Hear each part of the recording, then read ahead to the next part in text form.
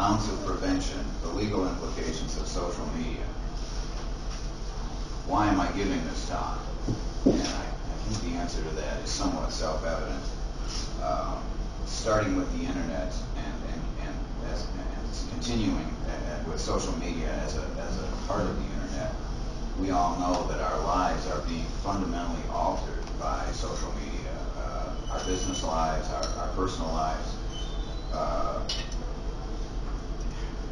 The first thing that comes to my mind whenever I think of social media is what's public and what's private anymore. It seems as if we're rapidly those notions of a wall between our public lives and our private lives.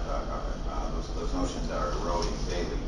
And I'm going to steal my own thunder and say, if you take nothing away from what I'm about to, in the next few minutes, if you take nothing away but this, please remember that the economic, social, and technological forces that we all wrestle with every day in social media are well ahead, way far ahead of the legal rules that are meant to either that are already out there dealing with these same economic, cultural, and technological forces. And so the question that I can't answer, but the question that hangs over this entire discussion is, will the law change our behavior, or will our behavior change the law? And I think in some sense the answer to both of those questions is yes. In the broadest sense, when I talk about social media, there are kind of two dimensions to it, and today I'm going to focus primarily on one. There's what I would call a primary dimension, which is, okay, what is it I'm doing that is right or wrong, that could have an effect on me, that the law might have a comment on. And then there is what I would otherwise characterize as a secondary influence. What about it? And we will touch on this. I will touch on this briefly. But if somebody's acting on my behalf, an employee or an agent of some sort, and they do something, how could their activities affect me, come back to haunt me? And again, for the most part, I won't be talking about that today. I'm going to briefly, the other thing that I won't be talking about, for the most part, although we can get into it if you want, is what I would call the terminally stupid stuff on Facebook or MySpace. So the drunkalog stuff that posted that people then have to confront from their boss or their husband. I mean,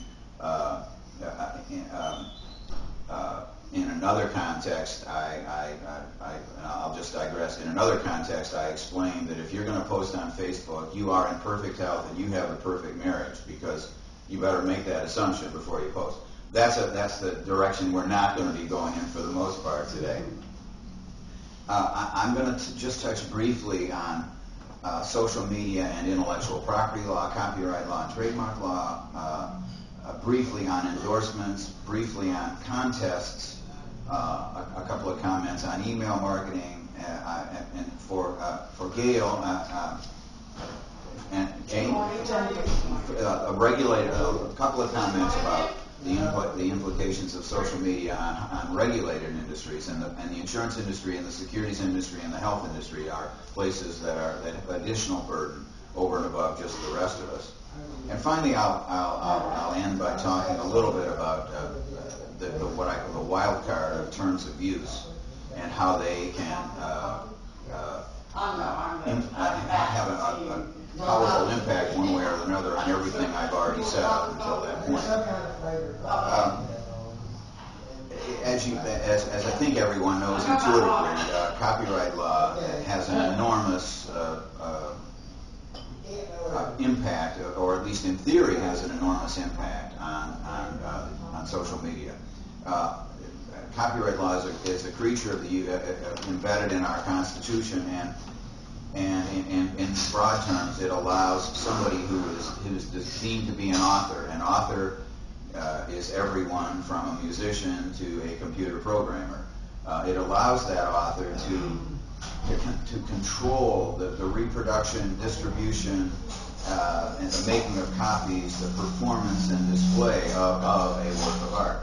And those rights expand and contract to some extent, depending on the form in question.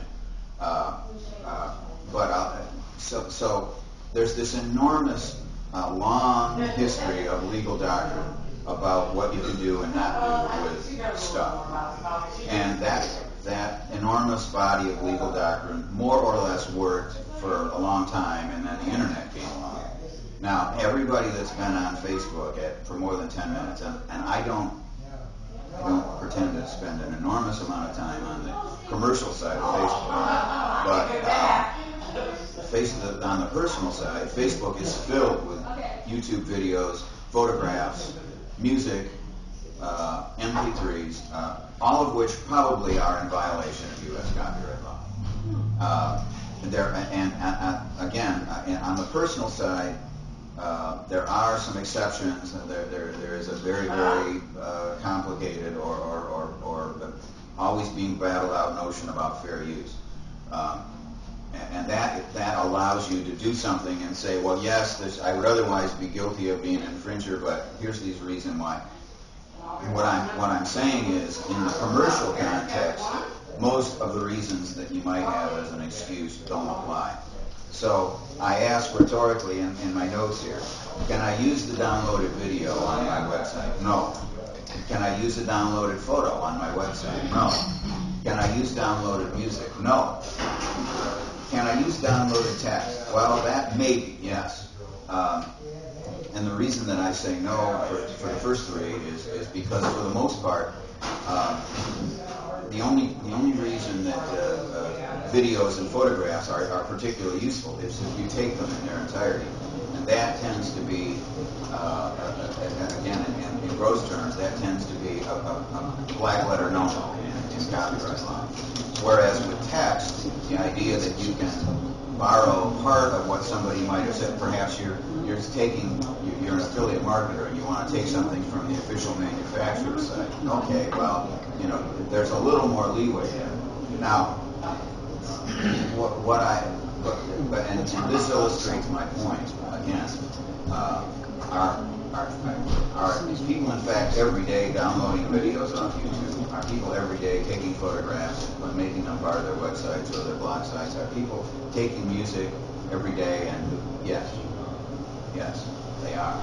I'm not condoning it or condemning it. I'm simply, it's an example. It illustrates my point that the legal rules, in large measure, haven't caught up with where commercial practices are right now.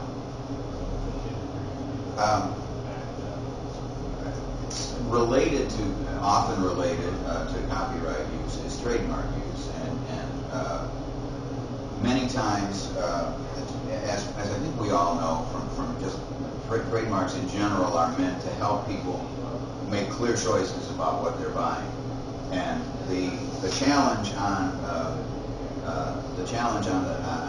using brands on your website or on social media is, do you, either by accident or by design, create a circumstance where people you're creating a misimpression, or you're misleading people about the relationship between you and a product that you're promoting? I'm thinking this in the affiliate marketing context, it can be challenging, but also many times people, if they're a distributor or they're promoting something, there's a temptation to use the official, some text from the website or the official logo of the person they represent.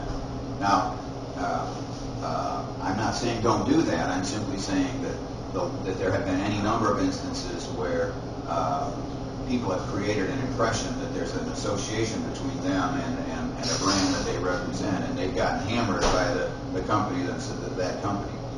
One particular no-no in the trademark context is to make a brand part of a subdomain that you might create to draw traffic to your site. That can get you in trouble fairly quickly.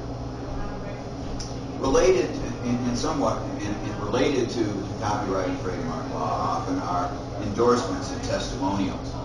As I said before, the Federal Trade Commission regulates this stuff, and they have taken a very, very active.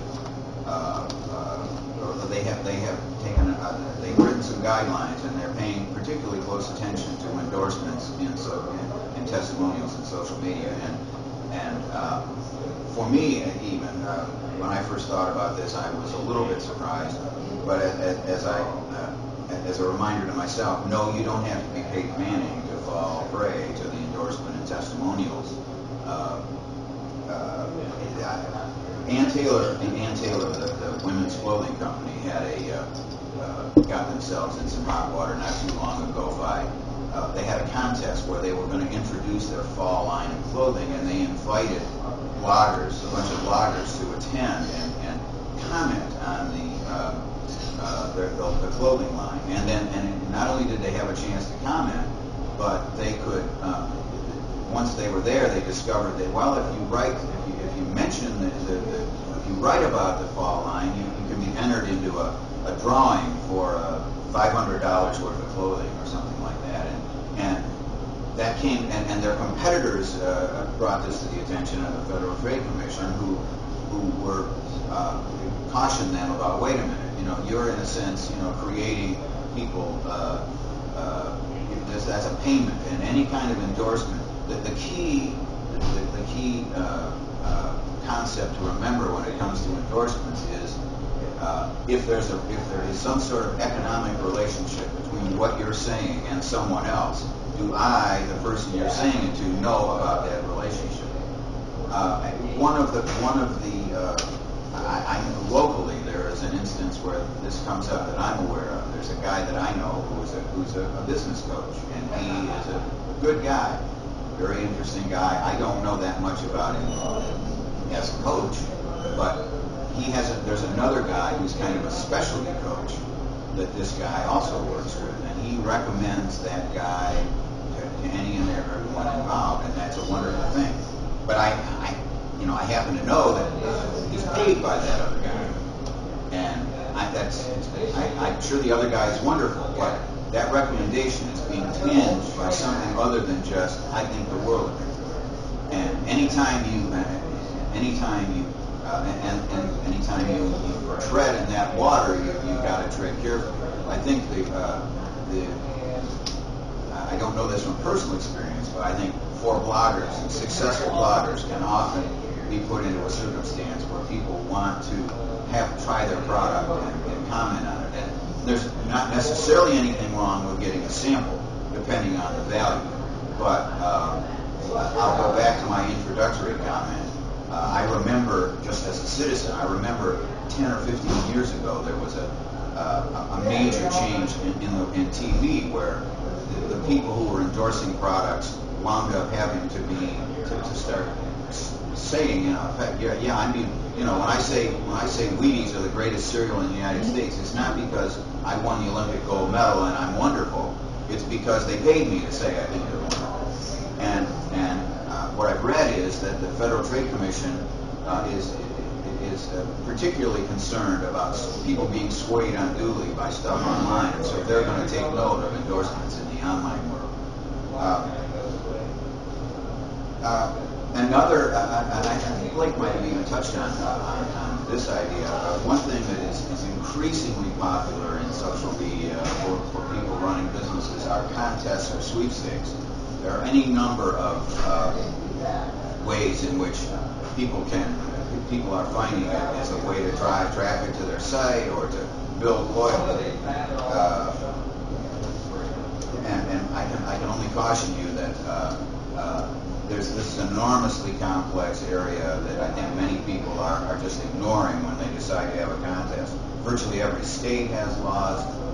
There are federal regulations that apply to contests and sweepstakes. A contest is, broadly speaking, a contest means you got to do something of skill to win. A sweepstakes means you got to kind of just show up or make an entry. So there are a couple of suggestions that I would make. If anybody's going to run a contest, the big thing you've got to do, this is the big thing you've got to do, you've got to have some sort of an official rules that you promote. Even if everyone in the world ignores the official rules, you've got to have official rules. And in those official rules, there has to be a way to enter for free. There has to be you want to tell people who wins. And there's one other thing that flew out of my head right now. But my specific point is have some rules that guide people who are going to enter the contest.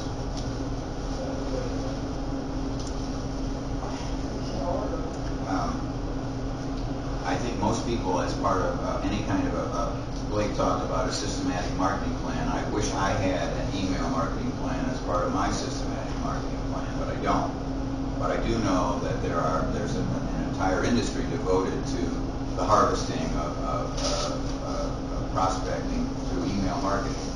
And email marketing is regulated by what's popularly known as the Can-Spam Act. It was an act promulgated back in 2003, I think, and it's meant to deal. It started in the days of before the web, really, or before the heyday of the web. It started in the more text-driven internet world that we used to exist in. Again, you know, the underlying message is you can't be deceptive. Don't put, if you're going to run an email campaign, don't have deceptive email in your header, you want $5 million or whatever. Don't have a deceptive subject line. You've got to include an opt-out provision that allows somebody to not receive any more emails. You can't, and I read this and I shook my head in amazement. Not only do you have an opt-out provision, but, oh, by the way, you can't sell the list that you develop of the people that opt out to somebody else who's going to sell them the same stuff you're trying to sell them that they don't want to buy. I was amazed to read that apparently somebody had done that, so they had to tell you that. Finally, if you're going to conduct an email marketing campaign, you need a physical address. You need some way for a disgruntled email